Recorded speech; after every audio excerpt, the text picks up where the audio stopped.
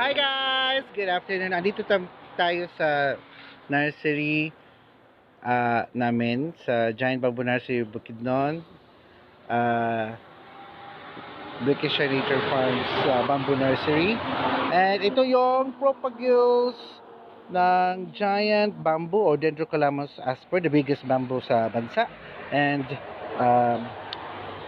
nag-harvest sa mga lumad farmers natin para sa mass propagation for bamboo plantation. So ito yung bamboo planting materials. Ito ay high quality na bamboo planting materials for bagging. And yan, ang dami. It's around how many pieces po ito, Uncle? 50,000. So around 50,000. Meron pang paparating para ma-meet namin yung demand na 50,000 propagules para sa setup ng client namin for bamboo plantation and their bamboo nursery sa site nila. So just in case guys, if you are interested to plant giant bamboo sa mga respective areas nyo sa inyong mga farm, I think it's about time na magtanim tayo kasi tag-ulan na.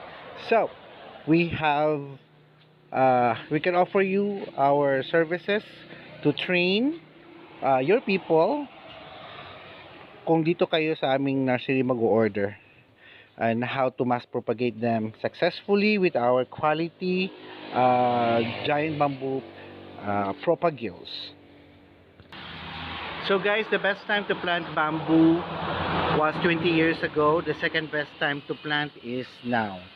Now, because we need to establish a giant bamboo forest dito sa ating bansa. To ultimately, our goal is to protect our last remaining timber forest. And then we're going to shift to bamboo as a source of a new timber of our generation. So guys, if you are interested to order a volume of bamboo propagules o yung buhay na or rooted buds 2 to 3 months old, you can also contact me in our Facebook page, in my YouTube channel as well, and my contact numbers is there. So give us a call and we will happily and enthusiastically discuss regarding about bamboo production and bamboo propagation, bamboo plantation. So ito na yun guys. Thank you so much and have a good one. Ibilib ba raman po ke?